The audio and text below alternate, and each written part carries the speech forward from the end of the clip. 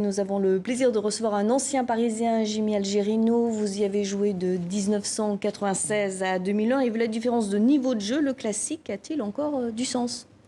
Oui, pour les supporters, pour les passionnés de football, mais sportivement, l'enjeu n'est plus là. Il y a deux championnats entre le championnat du Paris Saint-Germain et le championnat des autres équipes. Alors, le classique, si on se rappelle bien, ça date de l'ère Tapi. C'est lui qui avait un petit peu monté les équipes les unes contre les autres, mais la rivalité à l'époque était vraiment visible sur le terrain. C'était rugueux, on y allait vraiment, il y avait de l'engagement. Aujourd'hui, est-ce que c'est plutôt devenu, comme vous dites, une tradition qui plaît encore en France, hein? Bon, il y a cette tradition, oui, entre le sud et la capitale. Mais effectivement, à l'époque de Tapi, le côté sportif était très très important, très rugueux. Et là, aujourd'hui, on voit que ça a largement baissé. Mais bon, la domination du Paris Saint-Germain est telle que c'est un peu logique. Est-ce qu'on peut regretter quand même que les supporters marseillais et parisiens ne peuvent plus venir voir leurs équipes jouer? Il n'y a pas de supporters marseillais hier à Paris. C'est la même chose quand ils se déplacent à Marseille. Est-ce que ça enlève du coup de la saveur aussi à ce classique? Ah oui, oui, tout à fait. Je pense par exemple hier, les Marseillais auraient bien aimé avoir leur public derrière, surtout en première mi-temps. Voilà, j'espère que ça va évoluer et qu'on va pouvoir de nouveau voir les supporters adverses sur les stades. Alors, 3 matchs, 3 victoires. On va parler de la Ligue des Champions. Paris est bien, comme toujours, avant les huitièmes de finale. Est-ce que ça serait enfin la bonne année pour le PSG?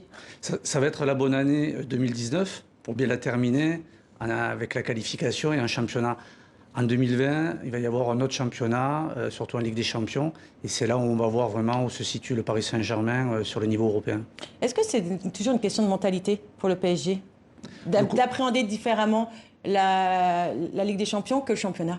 De collectif. Je pense qu'aujourd'hui, cette saison, le Paris Saint-Germain a un collectif beaucoup plus soudé, beaucoup plus présent que les années précédentes.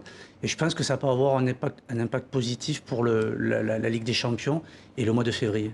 Alors, Leonardo, de retour, va-t-il réussir à faire passer le club avant les joueurs? C'est un petit peu la question que tout le monde se pose. Ben, c'est déjà le cas, je trouve, quand on voit voilà, la concurrence. Aujourd'hui, il n'y a aucun joueur qui est au-dessus de l'institution, et tant mieux. Maintenant, en février, les choses peuvent évoluer entre les blessures, la qualité du collectif, le coach. Mais bon, je fais confiance à Léo, avec qui j'ai eu la chance de jouer à l'époque, de veiller sur ça. Et une dernière question, le PSG a ouvert 5 nouvelles académies en 2019, Allemagne, Thaïlande, Russie, Qatar, Antilles. Est-ce que c'est la force de frappe aussi, le PSG, son image de marque? Ben, ça en fait partie. C'est vrai que ce développement est assez incroyable, avec à la tête Fabien Haller qui fait un travail magnifique.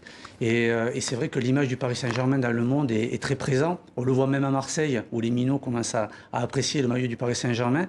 Et c'est vrai que ce soit en Chine, en Thaïlande ou dans d'autres pays, l'image du Paris Saint-Germain est présente et va se renforcer par le futur. Merci et bon anniversaire, parce qu'on croit bien que c'est aujourd'hui. Bon anniversaire, merci beaucoup.